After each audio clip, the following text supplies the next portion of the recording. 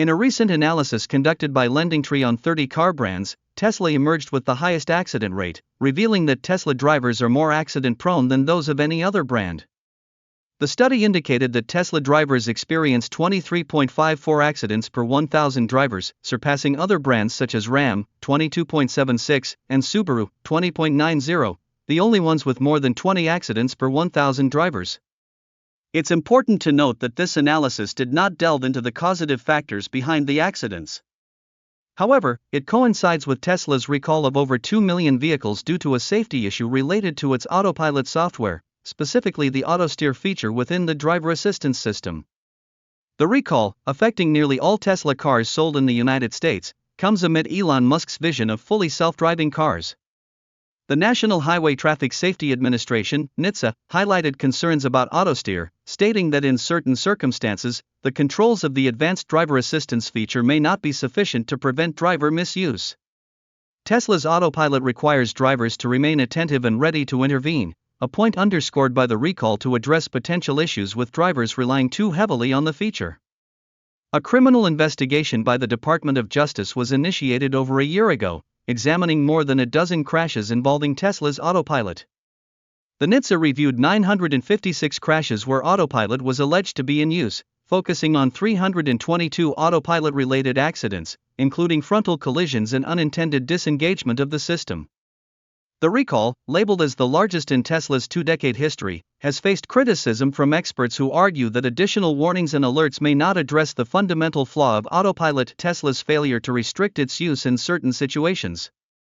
Critics, like Matthew Wansley, a professor at the Cardozo School of Law, emphasized the need for limitations on where autopilot can be activated, particularly in scenarios with cross-traffic, to prevent the occurrence of accidents.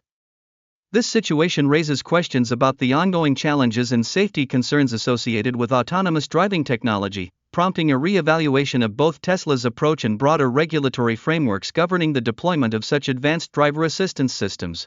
This is trying to connect accident frequency to the recall. But there's zero evidence of that. This is purely related to putting Corvette power in the hands of more people who are used to having a 150 feet per pound Honda Civic. I also didn't realize that Ram was up there. I wonder why. All the trucks have some version of a hot rod pickup. They're more likely to finance subprime loans than the other manufacturers. Ram 2500 drivers keep showing up with highest DUI rates as well. Makes sense, right as I quit drinking I got handed a fleet Ram at work. It's more about the overlap in the Venn diagram of people predisposed to drinking problems and people in lines of work that would hand them a Ram fleet vehicle. Correlation, not causation, but a very interesting correlation nonetheless. Lower income earners due to poor life choices. Alcoholics due to poor life choices. The need to prove themselves by buying a big truck and driving aggressively. But the 2500 in particular is what makes the DUI statistic interesting. Sure, anybody can get approved for a V6 Ram.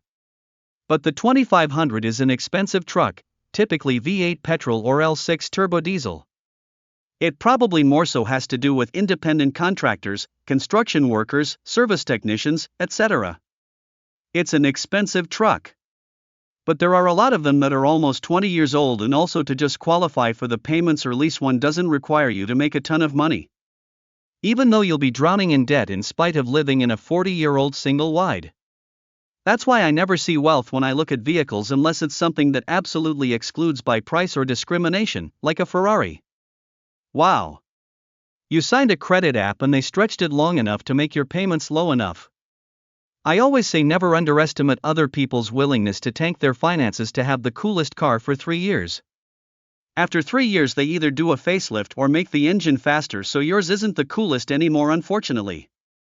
It probably more so has to do with independent contractors, construction workers, service technicians, etc. A lot of those big diesel Rams driven by the oilfield crowd out in West Texas. I've known a few of those guys who certainly like to party hard. Ford has way more fleet vehicles on the road than Ram ever will. Also very popular with contractors/construction workers, which have the second highest instance of alcoholism, only behind mining. You can't do drugs or the first OSHA accident will get you blackballed. Show up drunk with an open case of beer in the bed of the truck? Welcome to work. I've worked construction over a decade, and oddly enough had a Ram as a take-home work truck. The amount of barely functioning alcoholics from project manager down to apprentice laborer is immense. And don't even get me started on roofers or drillers. Let's just say the percentage of employees arrested for DUI or some other alcohol/drug-related offense on a construction site is likely an order of magnitude higher than, say, an accounting firm. That includes the superintendent and management in the trailer too. On the other hand, I'm not sure of another industry where someone can go to being a work release inmate to having a healthy six-figure salary as site superintendent, boss of all workers on site, in less than a decade. Barely functioning alcoholics. When a spelling mistake kind of makes sense. All the guys I work with that have 6 kids with 6 different women and have massive amounts of Feb drive Rams. They also all have DUIs, lol. Well, when you have 6 kids with 6 hoes, you're bound to go into massive Feb. And drink. At that point, why would you not be drunk all the time?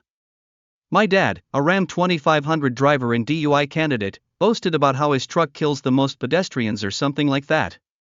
That's really gross.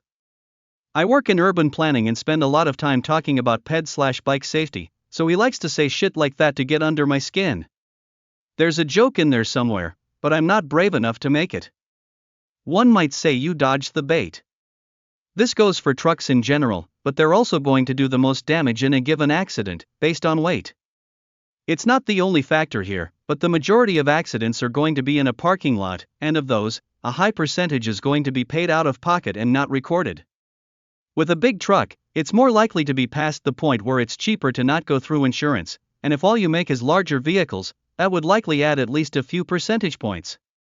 Ram pickups are on the list of vehicles most frequently driven while intoxicated. Teslas require you to go through touchscreen menus to do almost anything. You have to go 4 menus deep just to use the wipers. Surprised they aren't using voice control for Tessie turn on the wipers or something. It was, at least when I had one. Worked about as well as you'd expect anything slapped together by Valley software engineers to work. That's pretty close. You can turn on the wipers by voice command, or the left scroll wheel. The car does not just respond to just anything someone says. You, driver, have to tap a control on the wheel then say the command. Even so, I find speaking commands to the car, aside from navigation destinations, to be a bit silly. They're automatic in that in theory they're supposed to turn on when it rains, but in practice they tend to turn on when it's sunny and stay off when it's raining. Which I'm not sure how Tesla managed to screw something like that up.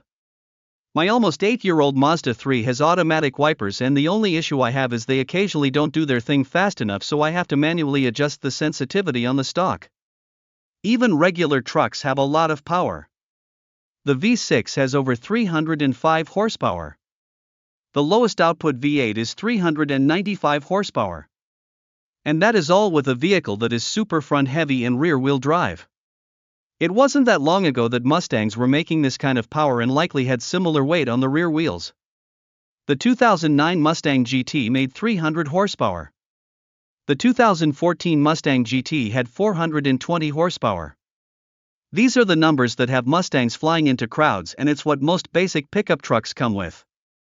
Bruh, come on, you don't need to talk about horsepower, and I don't even need to refute that with power/weight or gearing ratios. We have some pretty simple ways to quantify speed, and a V6 Ram does 0 to 60 in about 8 seconds. This is far from fast.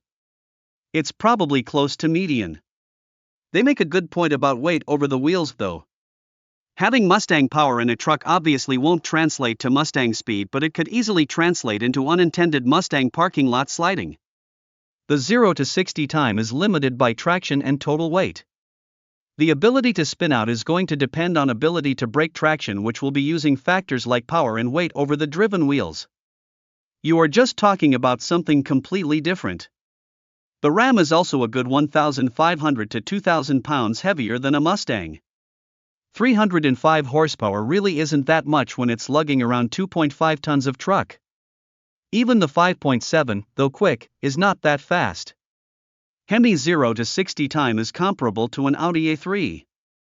The article is based on an insurance broker claim statistic. If you take it with any seriousness, the least accident-prone cars are Mercuries. They also state Rams are known for powerful engines with impressive speed and horsepower.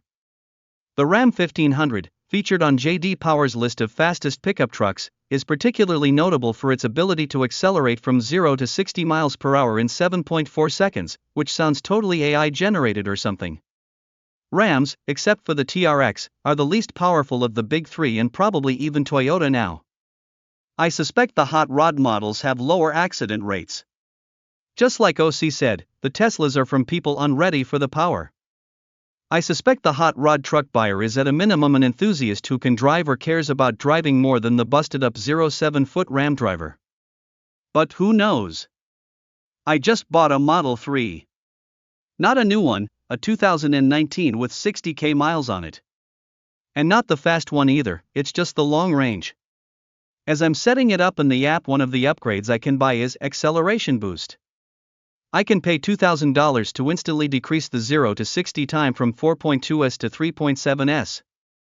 To put that into perspective, an 04911 Turbo X50 had a 0 to 60 time of 3.7s and was absolutely bonkers.